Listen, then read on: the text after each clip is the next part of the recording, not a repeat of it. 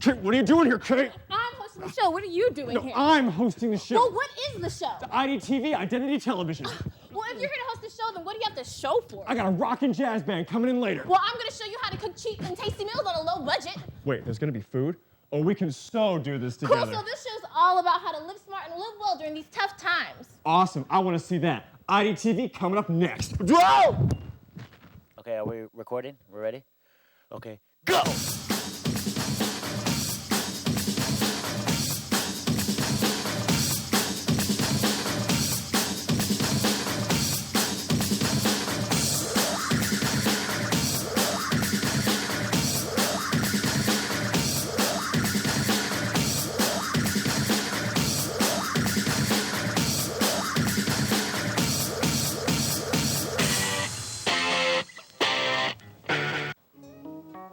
It's okay. What would you like to eat? Are you going to cook? Excuse me, I'm a great cook. Yeah, Red, whatever. Besides, we don't even have food. What do you mean we don't have any food? I got laid off, and you haven't had a paying gig in weeks. Hey, what about this gig? You mean Idtv, Identity Television? So I'm guessing you've missed the meetings? Wait, we're not getting paid, are we? Oh, wait. Jesus. Okay, all right, well, what's the show about then? Idtv, Identity Television. It's a cable television show made by San Francisco City College students. But since like 1 in 7 San Franciscans have actually attended City College, it's more about everybody. Oh yeah, I remember now. Mission statement, I got this. Okay. Our mission is to entertain and educate our viewers on issues involving City College students and reflect the school's wide diversity. That's right, you got it. And on today's show, we're going to be talking about the state of our economy and why there's no food in our poor little kitchen. What do you mean there's no food? Hey, what do you call this stuff? This, sweetie, right here is for our segment on how to stretch your food dollars by cooking interesting dishes and using low-cost ingredients. And we're also going to be talking about the recession or depression, if you want to call it that. Oh yeah, I saw those. One of those involves a professor from City College, and the other one involves a talking penguin. Talking penguin? Okay, it looks like a talking penguin. Anyway, later on, we'll also be heading over to International Cafe over on Haight and Fillmore. We're hanging out with some jazz musicians, and actually, they'll be coming by to play in our humble home a little later. Our Humboldt's home. Humble. I said humble. Humble, Humboldt. They're different. Well, aren't you from Humboldt? But you're not very humble. And didn't you, like, live in a redwood tree or something? Excuse me, I am humble. Okay, all right, fine. I'm reasonably humble, and yes, I'm from Humboldt. And no, I don't live in the redwood tree. Yeah, Red. So tell me a little bit about Humboldt, and what are you doing here in SF? Okay, well, Humboldt, it's green. It's green. I'm from a small green town with pasty people, just like me. And I'm at City College to study to be an actor. That's cool. What's your deal? Well, I'm from the Valley, aka Stockton, and here at City, I'm a communications major with emphasis in race and media. And my main goal in life is to be bigger than the Miss Angela Davis. Sweet. And can you make yourself useful and make me some tea or something? Oh, I would love to, Your Highness. Thank you. And sure, and honey, why don't you head over to the living room and do a proper introduction to the show? It's about these like tough economic times and things, and how to do it all with style and a smile. Style and smile. Nice, I like that. Did you think of that all on your own? No, I have writers. Thought so. Well, on today's show, we have 2 segments on the economic crisis and President Obama's stimulus plan. And right now we have Global Soul and Global Food. And right now, a message from SF Kitchen. Peace.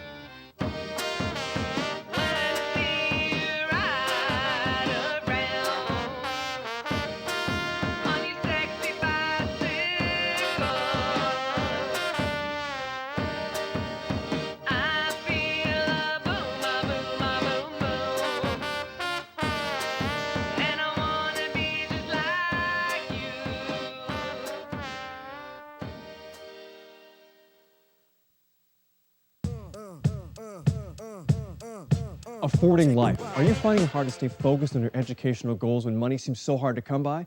This next piece offers encouraging advice from a few people who understand what we students and fellow citizens are going through. I come to school, I can't even buy books. I couldn't even get financial aid at the time. This economic crisis, we're in two crises right now. One is a banking and credit crisis, and the other is a regular recession. The two are related. But if we go back to when the first signs of this crisis came up, it was in the fall of 2007. In the spring of 2008, the very large and prestigious investment bank, Bear Stearns, went bankrupt, or went close to bankrupt. Actually, the Federal Reserve persuaded J.P. Morgan to purchase them. And then in the summer, a very large mortgage bank called IndyMac out of Los Angeles was seized by the FDIC. When the consumer really stopped spending started to slow down last summer of 2008. And what happened in the fall of 2008 is that credit markets failed. Unfortunately, a lot of people are losing their jobs and a lot of people are dependent upon credit. And that's hurting them a whole lot now because they either can't get the money to borrow that they need to spend, or they don't have a job and they're not making the income to spend. Any way you take a look at it, spending is way down. Ben Bernanke, the chairman of the Federal Reserve, was interviewed yesterday. And basically, because we have these two aspects to these difficult times, banking failure and credit crisis, together with a regular recession where consumers are losing their jobs and not spending, a lot of it depends upon when the financial system will start working again. Right now, the financial system with respect to banks is broken. Banks aren't lending out money. That makes things very difficult.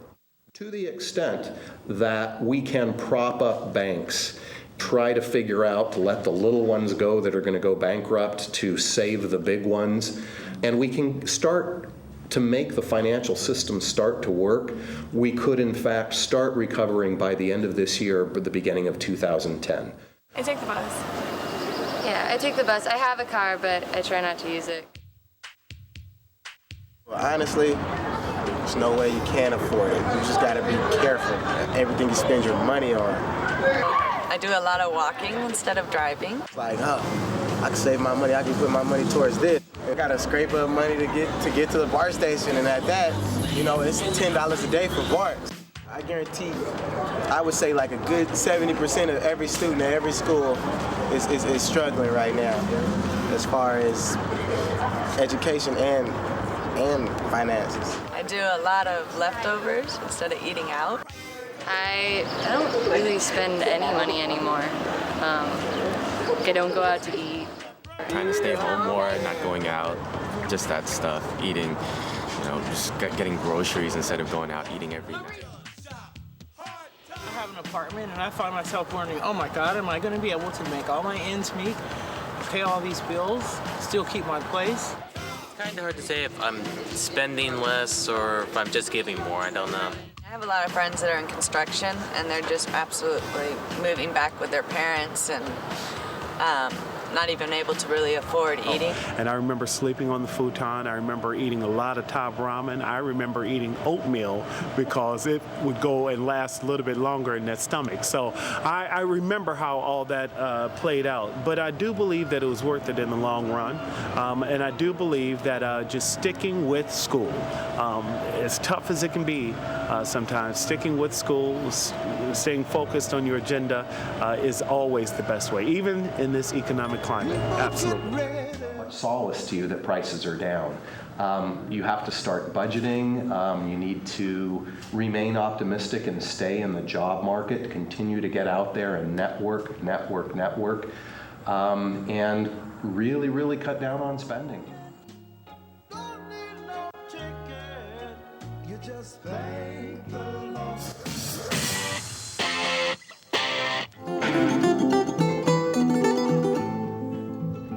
Hello and welcome to Global Soul and Global Food. My name is Kay and we're going to be learning how to make Persian food today. Many countries tend to eat food that's seasonally or locally available to them, and they tend to make it in large amounts that's cost effective. And today we welcome Persian chef Jubin. Welcome, Jubin. Hello, Kay. It's great to be here. How are you? Good, great. All right, exciting. So what are we going to be making today? Today we're going to be making lubia polo, which is a simple home-style Persian rice dish, primarily made with rice and green beans. All right. It's a very simple dish for which you can find all the ingredients at your local store. So what kind of ingredients will we be using today? Great. As you can see here, we're going to be using basmati rice, green beans, tomato sauce, saffron, turmeric, cinnamon, olive oil, lime juice, onions.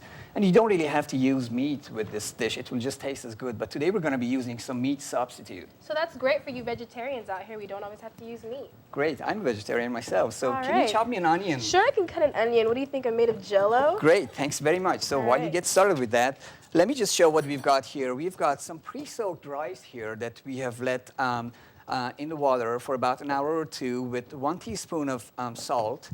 And then we've got 10 cups of water that we're going to bring to boil in this large non-stick pot. And so do you have the onions? Yeah, I'm all done Great. with the onions. So why don't you saute the onions for me? All right. And then once they're nice and brown, after about 5 to 10 minutes, we're going to, yes, please go ahead. Great. And so once they're ready, in about 5 to 10 minutes, we're going to add the green beans. Okay. Look how pretty that is.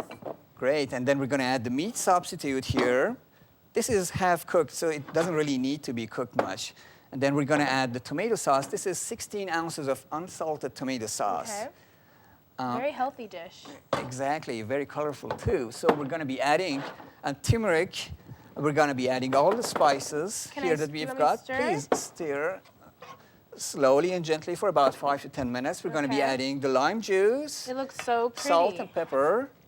And voila, in about 5 to 10 minutes, this is going to be ready. Oh, all right. So right now we're going to take a break, and from these messages, we'll be looking at Homie SF, an organization that helps kids make street art. And we'll be right back.